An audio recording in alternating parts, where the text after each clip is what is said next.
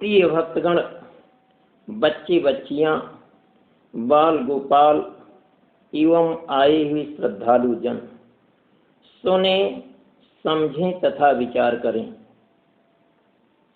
आज का प्रश्न है कि गुरु किसे कहते हैं। गुरु शब्द का क्या अर्थ होता है। गुरु आदि अंत दो शब्द है जो सार शब्द है। गु आदि शब्द अंधकार और रू अंत शब्द प्रकाश है। अंधकार से क्या तात्पर्य है। अंधकार अविद्यामया धरती, 7 लोक नीचे, और प्रकाश विद्या माया आकाश, 7 लोक ऊपर है। अब प्रश्न खड़ा होता है कि अविद्या माया किसे कहते हैं, या अविद्या माया कौन सा कर्म कराती है। यह माया त्रैगुणी कर्म कराती है, जिससे 84 लाख योनियों का बंधन है। त्रैगुणमयी माया के कर्म बंधन में सुर, असुर, नर, नाग, किन्नर, गंधर्व, अप्सरा, तपस्वी, सिद्ध, ऋषि आदि सभी लोग फंसे हुए हैं। 84 में ही चक्कर काटते रहते हैं। जीवत तो नहीं छूटती है, यानी जन्म मरण होता रहता है। क्यों?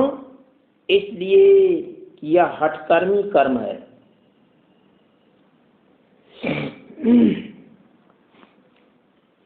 जिसको हठ योग कर्म कहते हैं।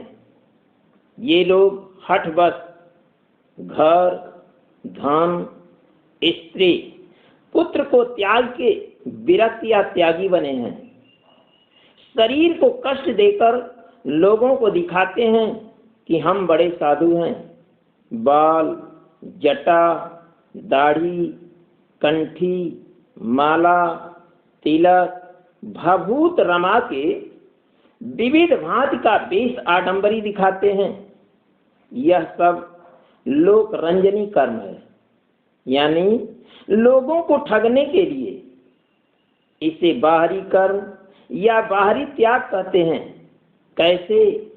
अंदर में काम, क्रोध, लोभ, मोह, तृष्णादि ज्यों का त्यों जकड़े हैं। इसलिए सदैव वासना बनी बनाई पड़ी रहती है। कभी भी इन शत्रुओं का नाश नहीं हो सकता, बल्कि ये शत्रु दिनों दिन प्रबल होते जाते हैं।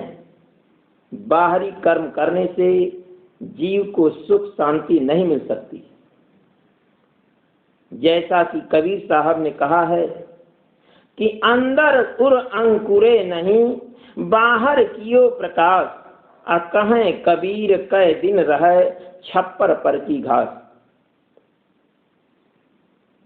ठीक इसी प्रकार जैसे कालिया नाग या सांप अपने माद या बिल के अंदर बसा रहता है, जो गाफिले जनन को मौका पाकर डस देता है और फिर अपने माद में घुस जाता है। सांप का डसा हुआ प्राणी सर पीट पीट के काल गति को प्राप्त होता है। ऐसी दुर्घटना से लोगों ने सांप के माद के ऊपर सर्प को मारने हेतु लाठी या डंडा का चोट लगाने से सांप को चोट नहीं पहुंचेगा। बाहरी चोट से सांप मारा नहीं जा सकता है, हरगिज नहीं। क्यों? सर्प तो सुरक्षित अपने माद में विचरता ही रहेगा। ठीक इसी प्रकार बाहरी कर्म करने से जीवत नहीं छूट सकती है। जैसे श्रीमद् भगवद गीता मनुष्य योनि का धर्म ग्रंथ है और मानव जीवन केवल भाव रूप है, जिसमें जीव अनंत सुख सागर परमात्मा का ही अंश है। इसलिए हर वक्त वह सुख की कामना में, सुख की चाह में भटकता फिरता है। क्षणिक थोड़े सुख से उसे तृप्ति नहीं हो पाती, किंतु उसे वह प्राप्त नहीं कर पाता। यदि जीव उसे प्राप्त कर ले तो शांत हो जाए। चारों वेद, 6 शास्त्र, 18 पुराण तथा 9 व्याकरण से लेकर आज तक संसार के संपूर्ण धर्मों में इस शाश्वत सुख की प्राप्ति के विषय में जितने भी पारमार्थिक साहित्य रचे गए या जितने भी भक्ति के साधन बताए गए हैं, उन सब में नाम की ही महिमा सर्वश्रेष्ठ मानी गई है। अंतर केवल समय समय की भाषा तथा शब्दों का है। श्रीमद् भगवत गीता में तो इतना जोर देकर यह सुक्ति कही गई है कि कलौ नास्तेव नास्तेव नास्तेव गतिरन्यथा, अर्थात कलयुग में नाम के सिवाय दूसरी गति नहीं ही है, नहीं ही है, नहीं है। कबीरदास जी ने तो नाम के साथ साथ ध्यान का भी आधार स्पष्ट कर दिया है। कैसे? मन तू हंसन से साहिब तज भटकत काहीं फिरे, सतगुर छाड़ी और को ध्यावे कारज इक न सरे। वर्तमान काल में यह बात विशेष अचरज सी जान पड़ती है कि धर्म तथा धर्म शास्त्रों की टीकाएं बिना विशेष अनुभव के ही रची जाने लगी हैं, जिससे सही सनातन अर्थ प्रणाली को धूल में मिला दिया गया है। इन्हीं कारणों से यह आवश्यक जान पड़ा है कि श्रीमद् भगवत गीता के यथार्थ स्वरूप का यथेष्ट दिग्दर्शन हो और सनातन धर्म के गूढ़ रहस्यों का ज्ञान सभी मानव योनि के प्राणियों को हो जाए। आज से लगभग 5000 वर्ष पूर्व द्वापर युग के अंत तथा कलयुग के प्रारंभ काल में भारतवर्ष के हस्तिनापुर नामक एक बड़े नगर के राज्य हेतु कौरव पांडव महायुद्ध हुआ था। उस युद्ध के प्रारंभ में अर्जुन ने अपने हृदय के भाव अपने सारथी श्री कृष्ण जी से प्रकट कर कहे कि त्रिलोकी के राज्य में भी शोक दूर करने की सामर्थ्य नहीं है और मैं शोक सागर से छुटकारा पाना चाहता हूं। फिर राज्य के लिए मरना मारना मूर्खता है। उस समय यादव कुलभूषण श्री कृष्ण भगवान अर्जुन के सारथी बने और उन्हें शोक सागर में डूबते हुए अत्यंत व्याकुल देखकर दोनों सेनाओं को बीच में ले जाकर उन्हें प्रायः लुप्त सनातन धर्म का उपदेश दिया। उसी ज्ञानोपदेश के आशय को लेकर श्री वेदव्यास जी ने महाभारत नामक ग्रंथ के भीष्म पर्व में 700 श्लोकों में श्रीमद् भगवत गीता की रचना की, जो उन्हीं के नाम पर की है। श्री कृष्ण भगवान द्वापर युग के अंत में पवित्र यादव कुल में प्रकट हुए और कलयुग में किस धर्म अथवा साधन द्वारा प्राणी मात्र का कल्याण हो सकता था, उसी का उपदेश अर्जुन को भगवत गीता द्वारा किया। कलयुग चंचलता और क्षण क्षण में भिन्नता लाने वाला युग है। इसी हेतु भगवान श्री कृष्ण की अलौकिक लीलाएं और अद्भुत शक्तियों का आविर्भाव भी उनके जन्म से ही आरंभ हो गया था। बिना कुछ सीखे पढ़े ही बचपन में ही सक्तासुर और पूतना आदि की लीला समाप्त कर दी।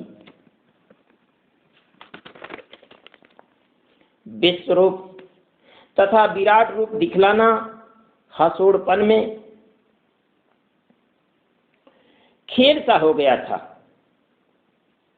जब माता यशोदा मिट्टी खाने को मना किया तो तुरंत मुंह खोलकर समस्त ब्रह्मांड को अपने पेट में दिखला दिया। कर्ण, दुशासन और दुर्योधन आदि श्री कृष्ण जी को अकेला पाकर उन्हें बांधने की गुप्त राय करते थे, तो हंसकर उन विरोधियों को भी अपने शरीर को विश्व रूप दिखलाकर उन्हें असहाय कर देते। जैसे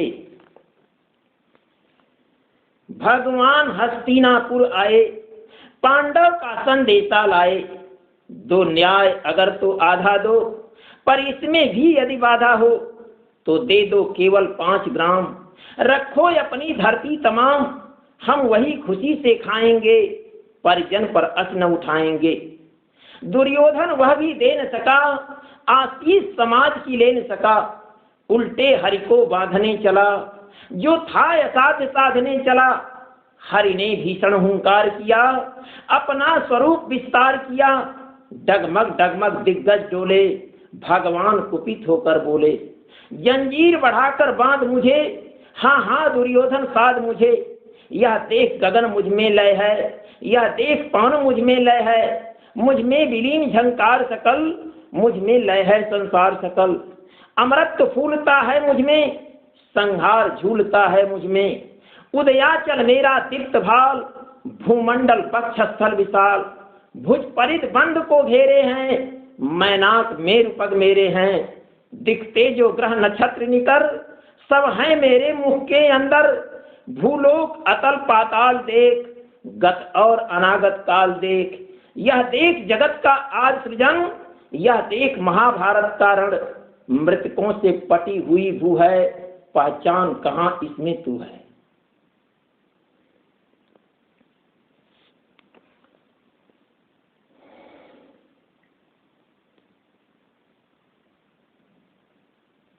बचपन से ही जो भी असुर सामने आता था, चाहे अघासुर, बकासुर आदि हो, अथवा सूर्य, इंद्र, ब्रह्मा आदि क्यों न हो, सबसे लड़ाई का मोर्चा लेते थे। कभी इंद्र की पूजा बंद करवा देते थे, तो कभी अनेक ब्रह्मा को ग्वाल बालों द्वारा बिक्री करवा देते। संसार की संपूर्ण विद्याओं और कलाओं में आप परम निपुण थे, और विशेषता यह थी कि आपने कभी किसी ऋषि महर्षि आदि से ये विद्याएं नहीं प्राप्त की थीं। केवल मक्खन खा खाकर और गवें चरा चरा कर यादव कुमारों के साथ खेल में ही प्राप्त कर ली थी। गुरु संदीपनी जी ने भी इनसे कस के गुरु दक्षिणा मांगी, और श्री कृष्ण जी को ही ऐसा सामर्थ्य था कि उन्होंने उनके पुत्र को, जिसे बहुत दिन पहले समुद्र में मगर निगल गया था, अपनी गुरुभक्ति की शक्ति द्वारा लाकर दे दिया। शिव जी के तांडव नृत्य तथा पार्वती जी के लास्य नृत्य को भी मात करने वाली क्रोधित भुजंग के फड़ों पर नाचने की कला, संगीत कला, त्रिभुवन मोहनी मुरली कला, युद्ध कला, घोड़े हाँकने में मातली को मात कर देने वाली सारथी कला आदि विद्याओं के आप निपुण पंडित थे। श्री कृष्ण जी में यह विशेषता थी कि उनके समय के व्यास जैसे महर्षि, युधिष्ठिर जैसे धर्मात्मा, विदुर जैसे नीतिज्ञ, धृतराष्ट्र जैसे स्वार्थी, अर्जुन और भीम जैसे योद्धा, सहदेव जैसे ज्ञानी, कुंती और द्रौपदी जैसी ज्ञान वृद्ध स्त्रियां, और भीष्म पितामह जैसे अलौकिक ब्राह्म छात्र बल संपन्न लोग भी उन्हें गुरु मानते और उनके चरणों में नतमस्तक होकर सुखी होते थे। लीला पुरुषोत्तम भगवान श्री कृष्ण जी का अवतार महलोक से पृथ्वी पर जोग माया द्वारा जंजाम जोगी के रूप में पृथ्वी का भार उतारने तथा साधु संत महात्माओं की रक्षा के निमित्त सदैव की भांति द्वापर युग के अंत में हुआ था। सत्ययुग अथवा कृतयुग में मानव की आयु 1 लाख वर्ष की होती थी। उस समय हड्डी में प्राण होता था और मन का बल हाथी के समान होने पर भी साधन ध्यान योग द्वारा संभव था, जिससे मन को एकाग्र कर तथा उसे बस में लाकर मानव अपना कल्याण कर सकता था। त्रेता युग में मनुष्य की आयु 10,000 वर्ष की थी। प्राण खून में रहता था। मन का बल अश्व के समान था। यज्ञ योग सुचारू रूप से निर्विघ्नता से ऋषियों द्वारा सफल होता था। जब द्वापर युग आया तब मनुष्य की आयु 1,000 वर्ष की हुई। उस समय मनुष्य 1,000 वर्ष जीता था। मनुष्यों का प्राण चर्म में ही रहता था। मन का बल अज के समान था। न्यून आयु तथा देवताओं का पृथ्वी पर आना कठिन होने से ध्यान और यज्ञ योगों में सफलता प्राप्त करना असंभव था, जिससे मानव पूजा द्वारा ही अपनी उन्नति कर सकता था। जब कलयुग आया तब मनुष्य की आयु 100 वर्ष हो गई।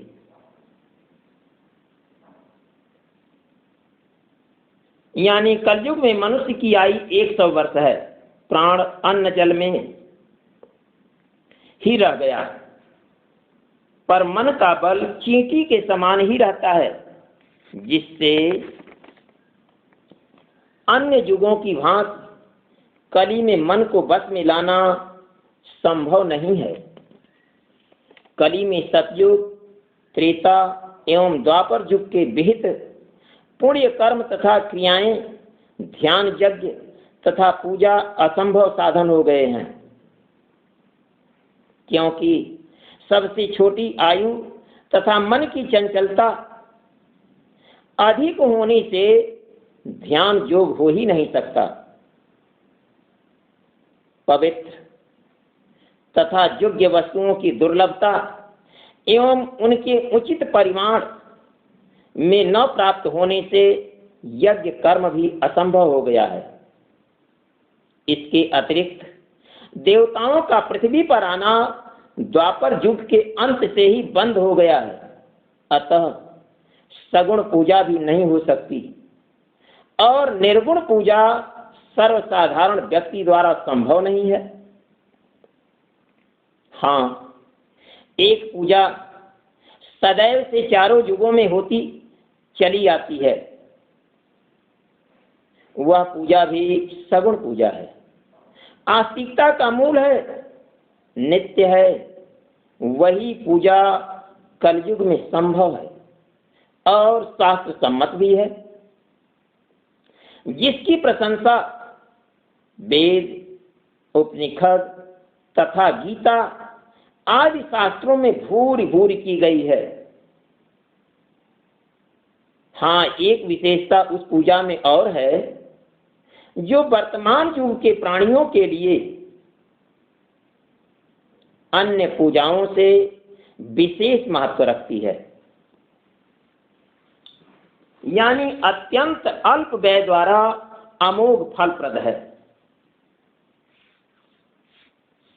जैसा कि श्रीमद् भगवद गीता में भगवान कृष्ण अर्जुन से कहते हैं कि पत्रम पुष्पम फलम तोयम यो में भक्त्या प्रेक्षते।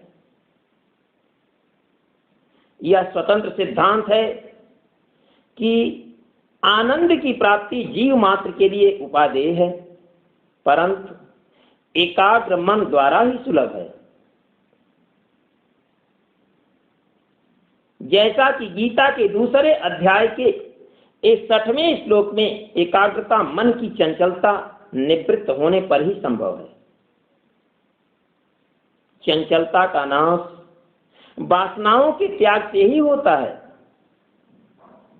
अतः वासना निवृत्त करने के लिए दैवी संपदा के गुणों अथवा सतो गुण की वृद्धि करनी नितांत आवश्यक है। संसार में ऋषियों महर्षियों पर परमात्म कृपा का प्रसाद अवतरित हुआ और वेदादि शास्त्र एवं प्राणायाम आदि समस्त साधन फल रूप में प्राणी मात्र के कल्याण के लिए रचे गए। 5000 वर्ष पूर्व भगवत गीता गाई गई और आज तक उसके जोड़ की कोई दूसरी पुस्तक नहीं बन सकी। अनेक कवि, महर्षि, आचार्य और ग्रंथकारों का आविर्भाव हुआ, परंतु अब तक गीता के जोड़ की दूसरी पुस्तक न बन सकी। गीता निर्माण के पूर्व भी कोई ऐसी पुस्तक थी, इसका प्रमाण नहीं मिलता। गीता महान शांति के लिए अगाध सरोवर है, पूर्ण संतोष प्राप्ति के लिए कामधेनु है और भावनानुकूल फल प्राप्त करने के लिए कल्प वृक्ष है। श्रीमद् भगवद गीता एक प्रकार से भगवान का प्रतिरूप है। भगवान का वाक्य है कि मुझे जो जिस भावना से भजता है उसे मैं उसी रूप में देख पड़ता हूं। जैसे ये यथा माम प्रपद्यन्ते तां तथैव भजाम्यहम्, इसके भाष्य भी सैकड़ों हैं। सभी को अपने अपने मतों का मूल इसमें दिख पड़ा है। सांख्य योग, वेद, वेदांत सभी कुछ इसमें मिलता है। ज्ञान योग, कर्म योग, उपासना योग, ध्यान योग, कर्म संन्यास, सर्वधर्म संन्यास, द्वैत, अद्वैत, शुद्धाद्वैत, विशिष्टाद्वैत, द्वैताद्वैत आदि मतों के मानने वाले अनेक आचार्यों ने गीता पर भाष्य लिखे हैं और सभी ने इसे अपने मत का पोषक बताया है। परंतु कलयुग तमः प्रधान है। आलस्य, प्रमाद, जड़ता इसके प्रधान लक्षण हैं। कलयुग के कुप्रभाव से मनुष्य जब निष्काम कर्म छोड़कर घोर सकाम कर्मी बन जाएंगे और मंदमती कलयुगी जीवों को ज्ञान अथवा सांख्य योग में अधिकार प्राप्त करना असंभव हो जाएगा। तो थोड़ी चिंता करने पर बुद्धिमान जन सोच सकते हैं कि केवल अर्जुन को लड़ाने के निमित्त इतनी बड़ी गीता कहने का विशेष प्रयोजन नहीं था, और जबकि 10 अध्याय तक गीता के तीसरे अध्याय के 30वें श्लोक में, चौथे अध्याय के 41वें श्लोक में, 5वें अध्याय के 10वें श्लोक में, 6वें अध्याय के 47वें श्लोक में, 7वें अध्याय के 14वें श्लोक में, 9वें अध्याय के 27वें श्लोक में, 9वें अध्याय के 34वें श्लोक में और 10वें अध्याय के 10वें श्लोक को कह डालने पर भी अर्जुन के अंतःकरण को पूरा समाधान प्राप्त नहीं हुआ और तत्पश्चात विराट रूप दिखलाकर उनके निमित्त रूप होने का प्रयत्न कराने पर ही समाधान प्राप्त हुआ। गीता के 11वें अध्याय के 55वें श्लोक में तो अर्जुन को केवल युद्ध में प्रवृत्त करने के लिए इतनी बड़ी गीता कहने की कोई आवश्यकता नहीं थी। दुर्दांत कलयुग आ रहा है, मेरे निज धाम में प्रवेश करने के बाद ही कराल कलयुग का भीषण आक्रमण समस्त संसार पर होगा।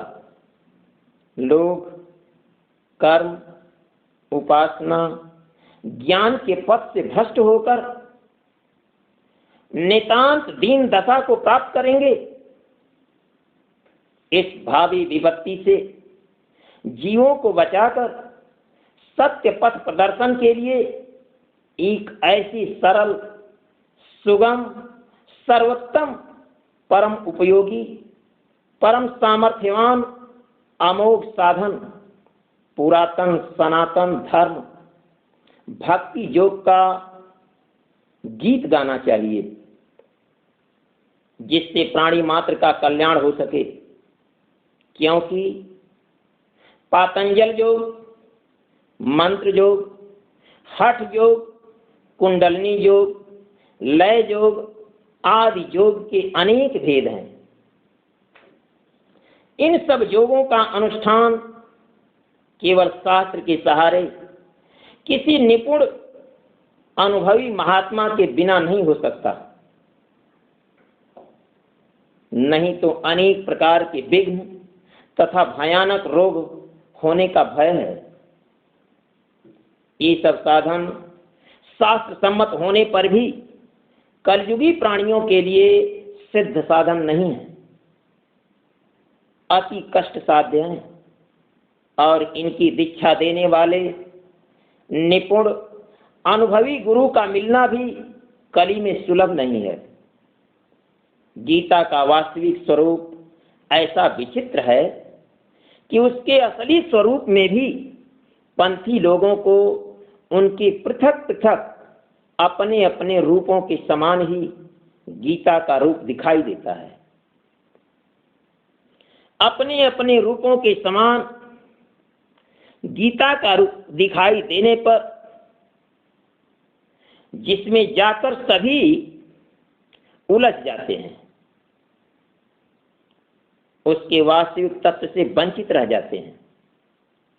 अवश्य गीता में ऐसे सरल सुगम साधन का वर्णन है कि संसार कर्म क्षेत्र है, इसमें कर्म करने की क्या युक्ति है जिससे अनिवार्य कर्म करते हुए भी हम उसके बंधन से बच सकते हैं। जैसा कि गीता के 8वें अध्याय के 7वें श्लोक में विवेचन किया गया है, तस्मात् सर्वेषु कालेषु मामनुस्मर युद्ध च मैं अर्पित मनोर्बुद्धिर्माम वेवस्य वैसस्य संशयम्। गीता में उपर्युक्त सरल साधन के अतिरिक्त और भी उपायों का, जो और भी सुगम तथा सरल हैं, गीता के 12वें अध्याय के 18वें श्लोक में और 14वें अध्याय के 20वें तथा गीता के 16वें अध्याय के 66वें श्लोक में तत्व दिया हुआ है, परंतु हम उसको साधारण समझकर उचित महत्व नहीं देते और हमने एक बालक की धारणा की भांति ऐसी धारणा बना ली है कि एक साधारण दिया सलाई द्वारा जन्म जन्मांतर का बड़ा अंधकार मिटना संभव नहीं। इसके लिए कोई बड़े प्रकाश की आवश्यकता होगी, परंतु इसमें नई बात यही है कि हम इसके अमित प्रभाव को नहीं जानते, इसलिए इसमें श्रद्धा नहीं होती। यह साधन ऐसा है कि इसका अनुष्ठान युवा, बाल, वृद्ध, पुरुष, स्त्री, अनपढ़, पंडित, धनी, निर्धन, रोगी, बलवान सभी समान रूप से कर सकते हैं। हम इस सरल उपाय की ओर केवल सरलता के कारण ध्यान तक नहीं देते। जनसाधारण अश्रद्धा तथा प्रमाद के बस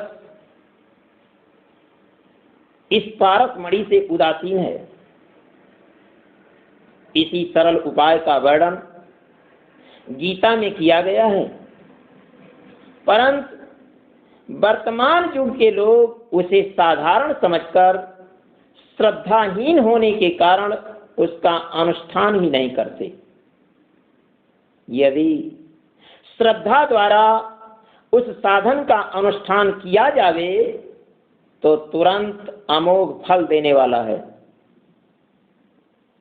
कली के लिए इसी एक सुगम साधन के प्रयोग करने का श्रीमद् भगवत गीता में आदेश है। समाधि लाभ भी अल्पकाल में स्वतः हो जाता है। अन्य साधनों तथा उपायों में साधक अकेले अपनी ही अल्प शक्ति के सहारे सब कठिन कार्यों में उत्तीर्ण होना चाहता है, पर गीता में वर्णित सरल साधन में सर्वशक्तिमान परमात्मा के प्रसाद का सहयोग चित्त में स्थिर रहता है। गीता के 18वें अध्याय के 65वें और 66वें श्लोक में तत्व दिया गया है। वह साधन क्या है? भक्ति योग है। भक्ति की प्राप्ति अन्यान्य फलों की अपेक्षा सहज और सुलभ है। भक्ति प्राप्ति में न विद्या की आवश्यकता है, न धन की, न श्रेष्ठ प्रयोजनीय है, न श्रेष्ठ कुल प्रयोजनीय है, और न उच्च वर्णाश्रम, न वेदाध्ययन की आवश्यकता है, न कठोर तप की आवश्यकता है, न विवेक की आवश्यकता है, न कठिन वैराग्य की आवश्यकता है। केवल सरल भाव से भगवान की अपार कृपा पर विश्वास करके उनका सतत प्रेम भाव से स्मरण करने की आवश्यकता है। भगवत कृपा सब पर सदा सर्वदा है। मनुष्य विश्वास नहीं करता। विश्वास न करने के कारण इससे वंचित रह जाता है। भगवान ने तो गीता में डंके की चोट पर कहा है कि मैं सब प्राणियों का सुहृद हूं, और जो मुझे सुहृद जान लेता है वह उसी क्षण शांति पा जाता है। जैसा कि गीता के 5वें अध्याय के 25वें श्लोक में लिखा गया है कि सुहृदम सर्वभूतानां ज्ञात्वा माम शांति मृच्छत। इसमें न कुछ छोड़ना है और न ग्रहण करना है। भगवत कृपा होने पर भी हमें जो विश्वास नहीं है, बस उस विश्वास को स्थिर कर लेना है। फिर भक्ति प्राप्ति के सभी साधन अपने आप सहज ही सिद्ध हो जाएंगे। जैसे तस्याहम सुलभ पार्थ, गीता के 8वें अध्याय के 14वें श्लोक में लिखा गया है। भक्ति किसी और साधन से नहीं मिलती, यह केवल नाम भजन से मिलती है। सकाम भजन प्रार्थना कहलाता है, वास्तविक भजन निष्काम भजन है, जिससे सिद्धि निश्चित तथा हाथ में समझनी चाहिए। परंतु यह श्रद्धा का काम है, जो अनंत पुण्य संचय से प्राप्त होती है। जिनको अपने बुद्धि तथा बल का मिथ्या अभिमान होता है, उनके लिए इसे अपनाना अति कठिन है। गीता के 7वें अध्याय के 14वें में भी भगवान श्री कृष्ण ने अर्जुन को माया पर विजय प्राप्त करने का सरल उपाय गुरु भक्ति को ही बताया है। गीता के 6वें अध्याय के 47वें श्लोक में भी सब योगों से भक्ति योग की श्रेष्ठता का वर्णन किया गया है।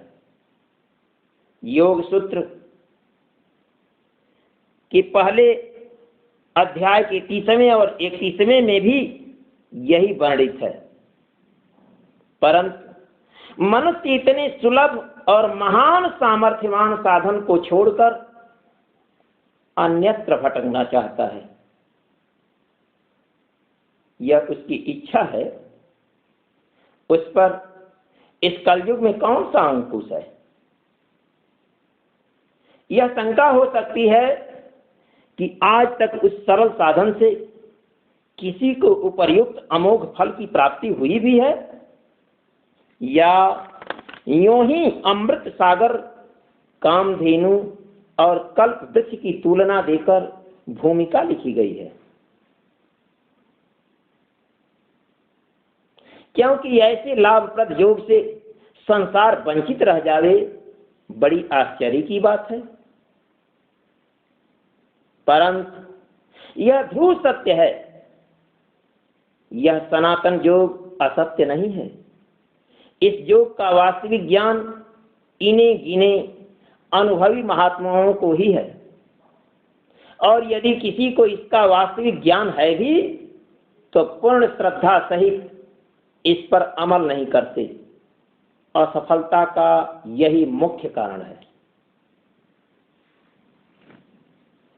भक्ति योग अथवा कर्म योग को 4 श्रेणियों में विभक्त किया गया है: गुरु भक्ति, मातृभक्ति, पितृभक्ति, राजभक्ति। बस यही 4 पुरातन सनातन धर्म स्वार्थ तथा परमार्थ महान बल प्रदान करने की शक्ति से संपन्न है। यही मूल स्रोत हैं। इनके अतिरिक्त अन्य समस्त साधन जिनका वर्णन शास्त्रों में किया गया है, इन्हीं के अंतर्गत शाखा रूप में है।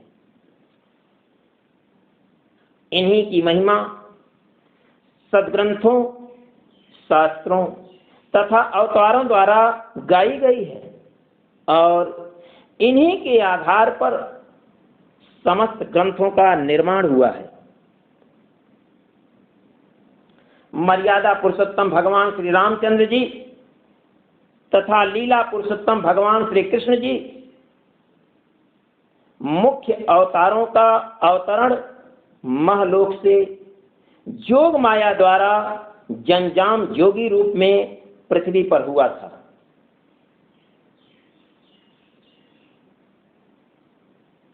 श्री वशिष्ठ जी तथा श्री दुर्वासा जी इन महापुरुषों के गुरु थे। गुरु भक्ति का ही प्रभाव था कि इन अवतारों ने पृथ्वी पर इतने महान और अलौकिक कार्य किए। गुरु भक्ति की ही शक्ति थी कि अल्प काल में ही सब विद्याओं तथा अलौकिक शक्तियों को प्राप्त कर लिया। ये दोनों अवतार मर्यादा पुरुषोत्तम तथा लीला पुरुषोत्तम नाम से विख्यात हैं।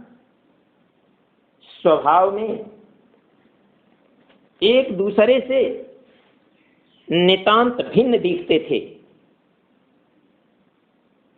एक में आदि से अंत तक गंभीरता तथा स्थिरता, तो दूसरे में चंचलता और हंसोड़पन। एक को आजीवन हंसते नहीं देखा गया, तो दूसरे को आजीवन रोते नहीं देखा गया। एक ने आजन्म एक रूप धारण किया, तो दूसरे ने क्षेत्र क्षेत्र में भिन्न भिन्न भूमिकाएं धारण की और नई लीलाएं दिखाई। एक मर्यादा बांधने के लिए स्वयं को मर्यादाओं के बंधन में जकड़ गए, तो दूसरे ने त्रिलोकी का सूत्रधार बनकर प्रकृति नटी को नचाने में कमाल कर दिया। मर्यादा पुरुषोत्तम भगवान श्री रामचंद्र जी को कई बार देवताओं की याद दिलाने पर भी अपने स्वरूप का ज्ञान कठिनता से हुआ। तो लीला पुरुषोत्तम भगवान श्री कृष्ण जी को अपने विराट रूप और त्रिलोक नायकत्व का भान सदा अपनी आंखों के आगे नाचता ही दिखता रहा। 4 ही माह में भगवान श्री कृष्ण ने चारों वेद, उनके 6 अंग, शिक्षा, कल्प, व्याकरण, निरुक्त, ज्योतिष, छंद, गणित, गान विद्या, वैद्यक और 10 अंगों सहित धनुर्वेद की शिक्षा समाप्त कर दी।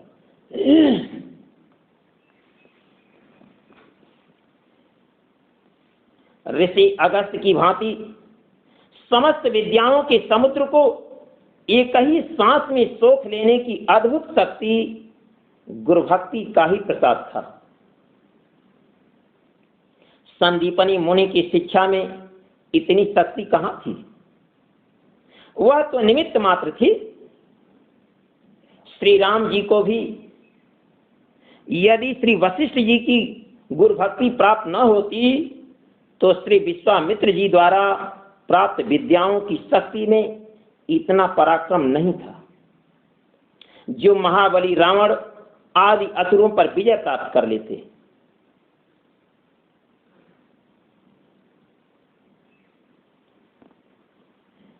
वास्तव में गुरु भक्ति का महात्म वाणी द्वारा वर्णन करने के लिए किसी का भी सामर्थ्य नहीं है, क्योंकि यह परम रहस्यमय विषय वाणी का नहीं है। मुक्ति प्रदान करने की शक्ति केवल गुरु भक्ति में ही है, जो तत्वज्ञानी सद्गुरु को ही प्राप्त है। गुरु भक्ति द्वारा ही परमार्थ और स्वार्थ दोनों की प्राप्ति हो सकती है। महाभारत में मातृभक्ति और पितृभक्ति दोनों भक्तियों की महिमा का वर्णन है। पांडवों को युद्ध में विजय प्राप्त हुई क्योंकि वे मातृभक्त थे, और कौरवों की हार हुई क्योंकि वे पितृभक्ति से गिर गए थे। अर्जुन मातृभक्त थे, मूर्ध्वज गुरु भक्त थे। भक्ति योग की महिमा की रक्षा के लिए लीला पुरुषोत्तम भगवान श्री कृष्ण जी अर्जुन के मित्र ने अर्जुन से कहा कि हे अर्जुन, मेरे ऐसे 100 कृष्ण भी मूर्ध्वज को पराजित करने का सामर्थ्य नहीं रख सकते। श्री परशुराम जी में प्रमुख पिता भक्ति थी और गौण मातृभक्ति थी, और श्री भीष्म पितामह में पिता भक्ति तथा गुरु भक्ति भी थी, जिससे परशुराम जी पराजित हुए। कर्ण में राजभक्ति थी, उसने दुर्योधन के प्रतिकूल कभी कोई कार्य नहीं किया। श्री राम जी में चारों भक्तियां थीं, और इसी आधार पर रामायण में चारों भक्तियों की महिमा गाई गई है।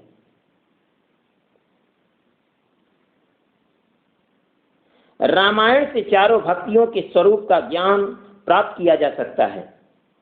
मातृभक्त, पितृभक्त एवं राजभक्ति तीनों भक्तियों तथा गुरु भक्ति का संबंध चक्षु तथा दूरबीन जैसा है।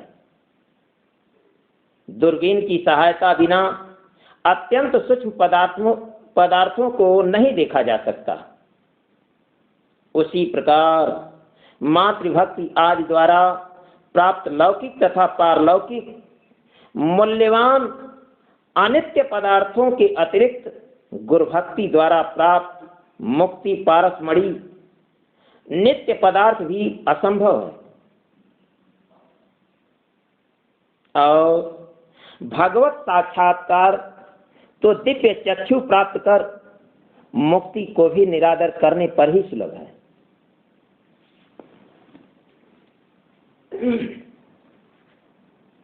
राजभक्ति उपर्युक्त 3 भक्तियों में न्यून शक्तिप्रद श्रेणी की भक्ति है, जिसको समझने के लिए विशेष ज्ञान की आवश्यकता नहीं है, क्योंकि प्रतिदिन के व्यवहार में राजभक्ति शक्ति दृष्टिगोचर हो रही है और इसी शक्ति के आधार पर शासन कार्य सुचारू रूप से चलाया जा सकता है। इस राजभक्ति शक्ति को प्राणी मात्र अपने नित्य के व्यवहार में देखता है कि एक साधारण राजभक्त सैनिक में जो भक्ति है वह बड़े लखपति धनी मानी में भी नहीं है।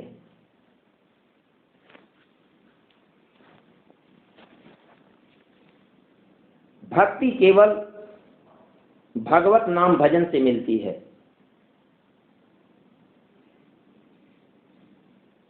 अब प्रश्न खड़ा होता है कि भजन का यथार्थ अर्थ क्या है? भजन करने का यथार्थ अर्थ है सेवा करना, जो शरीर और मन दोनों के ही द्वारा संभव है, और यही भजन की पहली सीढ़ी है। सुनने में सहज है परंतु करना कठिन है। दूसरी सीढ़ी क्या है? सारी सिद्धियों का मूल संयम, जो वाक, मन और शरीर तीनों द्वारा होता है, यानी जो जिसका परम ध्येय है वही उसका ईश्वर है। जगत जननी मां पार्वती जी के नारद जी, श्री कृष्ण जी के दुर्वासा मुनि, श्री राम जी के श्री वशिष्ठ जी, श्री मीरा जी के श्री रैदास जी, श्री कबीर जी के श्री रामानंद जी ईश्वर थे। यही है प्रेम या उच्च श्रेणी की भक्ति, और इसे ही प्राप्त करना भजन का असली उद्देश्य है। चाहे किसी देवता में, किसी यक्ष राक्षस में, किसी मनुष्य में, किसी चैतन्य या अचैतन्य अस्थावर जंगम में, जिसमें भी अपने स्वभाव के अनुकूल हम अपना ध्येय बना लें, हमें भजन की सिद्धि प्राप्त हो सकती है। भजन की सिद्धियों का प्राप्त होना यही है कि हम अपने उपास्य देव के साथ तदाकार हो जाएं। गीता में 4 प्रकार के भक्त कहे गए हैं, पर ज्ञानी भक्त ही उच्च कोटि का भक्त है। क्यों? इसलिए यो माम पश्यति सर्वत्र सर्वं च मयि पश्यति। सर्वत्र भगवान को और सबको भगवान में देखता है। जिनके लिए भगवान की यह उक्ति है, न तो मैं वैकुंठ में रहता हूं, न जोगियों के हृदय में, पर जहां ऐसे मेरे भक्त निरंतर मेरा गायन करते रहते हैं वहीं रहता हूं। दूसरी श्रेणी के भक्त जिज्ञासु भक्त कहे जाते हैं, जिन्हें तत्व की जिज्ञासा रहती है और भगवान का तत्व जानने पर ये भी ज्ञानी भक्त हो जाते हैं।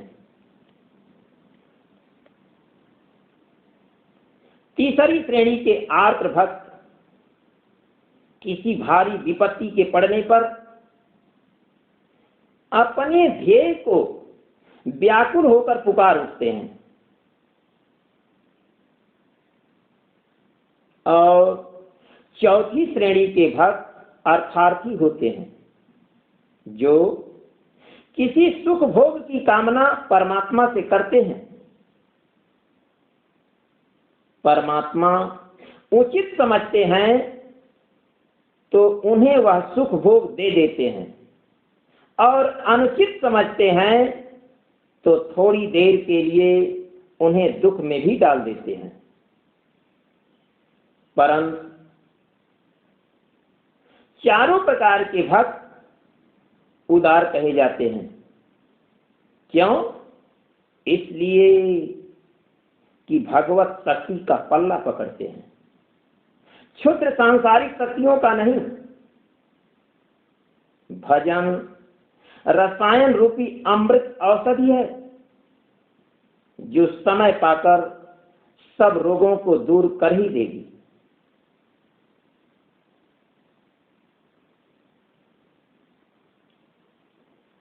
गीता शास्त्र का तात्पर्य एकमात्र श्री भगवान की अनन्य शरणागत है।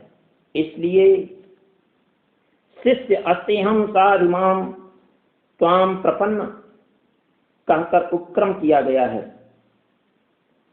और संसार में कर्म करने की युक्ति गीता के 8वें अध्याय के 7वें श्लोक में वर्णित है कि तस्मात् सर्वेषु कालेषु मां मनुस्मर युद्ध च मैं अर्पित मनोर्बुद्धिर मां में वैसस्य संशयम। गीता के 9वें अध्याय के 27वें श्लोक में यत् करोसि यदस्नासि यत् होसि ददासि यत् पश्यसि कौन्तेय तत्कुरुष्व मदर्पणम्।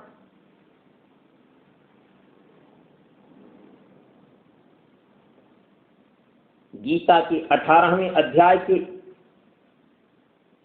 66वें श्लोक में भगवान श्री कृष्ण अर्जुन से कहते हैं कि सर्वधर्मान परित्यज्य मामेकं शरणं व्रज अहं त्वा सर्व पापेभ्यो मोक्षयिष्यामि मा शुचः। अर्थात सर्वधर्मों को, अर्थात संपूर्ण धर्म तथा कर्मों के आश्रय को त्याग कर केवल एक मुझ परमात्मा की ही अनन्य शरण को प्राप्त हो, मैं तुझे संपूर्ण पापों से मुक्त कर दूंगा, तू शोक मत कर। अब प्रश्न खड़ा होता है कि इस समय भगवान कृष्ण है नहीं, तब किसकी शरण जाऊं? परमात्म स्थित संत सद्गुरु की शरण ग्रहण करें। अंततो गत्वा हम विषय विस्तार न चाहते हुए पुष्पदंत की इस उक्ति को कहकर संतोष करते हैं कि सतगुरु बिरहिन बात कलेजे रोवै चिल्लाय हाय हाय हिय में निशिवासर हरदम पीर पीराय। मैं दुखिया हूँ दर्द दीवानी प्रीतम दस लखाई तुलसी प्यास बुझे प्यारे से चढ़ कर अधर समाई। कृपावंत संत समझावे और न लगे उपाई।